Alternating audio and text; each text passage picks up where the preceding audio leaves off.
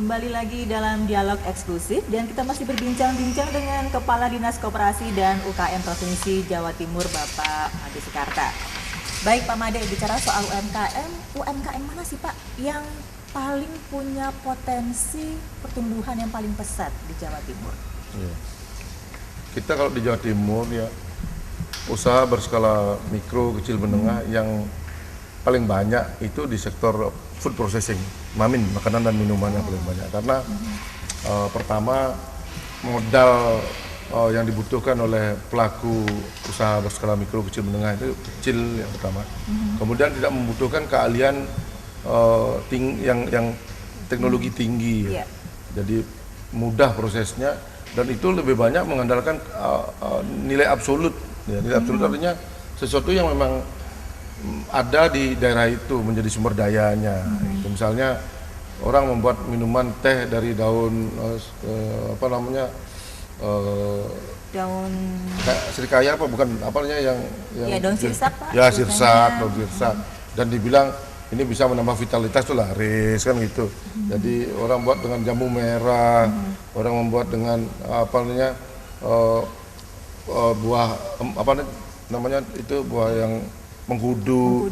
Jadi ketika di daerah-daerah memiliki sumber daya tertentu, kemudian mereka manfaatkan ini untuk sebagai sebuah peluang usaha. Nah, yang lain itu adalah kreativitas. Kemudian kreativitas memanfaatkan juga barang-barang atau sumber daya yang sudah ada di daerah masing-masing. Misalnya apa? Ada kayu ya, handicraft misalnya. Kemudian ada kulit, ada kain fashion. Kemudian ada pernik-pernik semacam aksesoris ya. Jadi itu yang banyak di pelaku UMKM itu. Jadi yang banyak di tingkat itu pada umumnya. Karena mereka ini beda dengan IKM. Kalau IKM yang dibina oleh Dinas Perindustrian Perdagangan adalah industri kecil menengah. Ya, industri ya. Kalau industri dia menggunakan teknologi yang lebih tinggi sudah. Sehingga yang namanya usaha berskala mikro, kecil, menengah ini meskipun omset dan asetnya ada yang tinggi di tingkat menengah itu, ya di tingkat menengah itu asetnya sampai 10 miliar, omsetnya 50 miliar, tapi dia tetap teknologi yang tepat guna, teknologi yang rendah, tapi dia aset dan omsetnya besar karena memang banyak produksinya banyak, skala kuantitas dari mesin, dari alatnya yang beredar banyak kan gitu. Nah, ini bisa asetnya juga besar, omsetnya besar, tetapi tetap dia namanya usaha mikro, kecil, menengah. Nah, komposisinya yang paling besar itu ya Mamin itu. Makanan dan minuman. Ya, dan itu sesuai dengan urutan kontribusi pada sektor yang ada di Jawa Timur ya. Sektor yang tertinggi di Jawa Timur berkontribusi pada PDRB kita itu industri. Yang pertama industri pengolahan. Nah, industri ini memberikan kontribusi 29,8%, mendekati 30%. Yang kedua, perdagangan. Ya, perdagangan yang paling banyak di Jawa Timur ini mencapai 17,6%, dan yang ketiga itu pertanian. Itu pertanian menduduki posisi ketiga dengan 14,8%, jadi hampir 15% kontribusinya pada PDRB. Itu artinya bahwa Jawa Timur ini 3 sektor utama ini yang dikemas, yang disentuh untuk strategi pertumbuhan ekonomi di Jawa Timur. Nah, oleh karena itu Pak Gubernur men-state bahwa Provinsi Jawa Timur ini adalah provinsi industri berbasis di UMKM-nya, karena 55%-nya itu di UMKM-nya. Nah, UMKM-nya diarahkan kepada apa? Kepada pengolahan sumber daya yang ada di primernya, jadi menjadi industri primer dia. Jadi jangan sampai kita menjual sesuatu yang hasil dari alam ini langsung dijual, itu belum tersentuh di UMKM namanya. Ya belum tersentuh dia. Contoh misalnya ya, kita memiliki di sini namanya kampung coklat, kampung blimbing ya, dan lain-lain. Nah, yang dimaksud dengan primer itu ketika kita bicara blimbing, kemudian buahnya kita jual. Kalau demand-nya ya, kebutuhannya lebih kecil daripada lebih besar dari supply-nya, dia habis dia.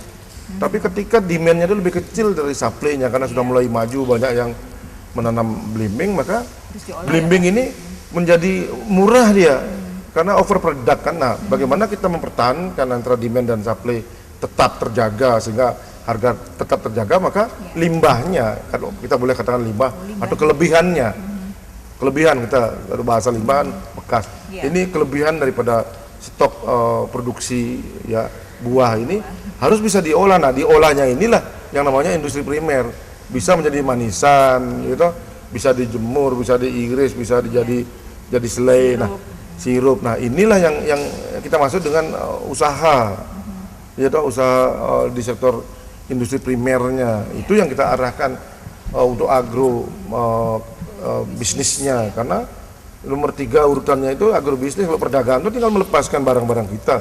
Jadi kalau kita bicara realnya adalah industri dan agro itu dan pertanian itu. Sedangkan di tengah-tengah perdagangan adalah proses marketnya. Menjadi nomor 2 dia menyumbang di PDRB kita. Sehingga kalau ditanyakan apa Pak Made yang paling besar peranannya, kita memang sudah arahkan bahwa UMKM kita arahkan ke agrobis, industri agrobis gitu. Kenapa? Karena memang Jawa Timur ini memasok pangan di Republik ini paling besar ya, kontribusinya paling besar, sehingga kita arahkanlah kemudian bagaimana meningkatkan usaha pelaku UMKM ini di peningkatan agronya dengan melatih mereka meng-create, jadi ada kreativitas. Ya, dengan adanya kreativitas kita tidak lagi terjebak dengan keunggulan-keunggulan absolut saja. Kita masuk kemudian dengan kreativitas, karena ekonomi sekarang yang sukses itu sudah bergeser menjadi ekonomi kreatif gitu loh. Dan ini tidak mengandalkan keunggulan absolut pemberian Tuhan itu saja. Kalah kita nanti, ada nilai plusnya ya. Ada nilai plusnya. Jadi inilah yang sekarang dilakukan oleh kawan-kawan. Contohnya misalnya kopi. Ketika kopi sudah butir-butirnya sudah semua orang bisa menanam, kita tidak ingin lagi menjual kopi langsung biji itu murah dia. Maka kita minimal para pelaku UMKM ini bisa mengolah biji itu menjadi serbuk atau bubuk, sehingga menjualnya bubuk dia mempunyai added value kan. Dan ini sudah kita lakukan dan kita jual ke luar negeri. Kita bina produk kopi yang dilakukan oleh UMKM di pondok pesantren. Ya, kita ekspor ke Melbourne, ke Australia.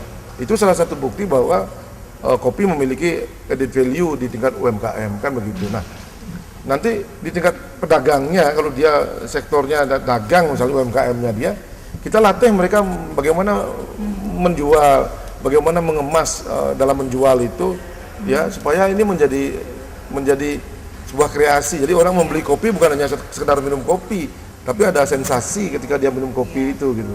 Ini yang namanya ekonomi kreatif. Arahnya ke sana kita. Pak Made, kita tahan sebentar karena ada jeda berikut yang mau lewat. Dan pemirsa, kita akan lanjutkan lagi perbincangan kita setelah yang satu ini, tetap di Dialog Eksklusif.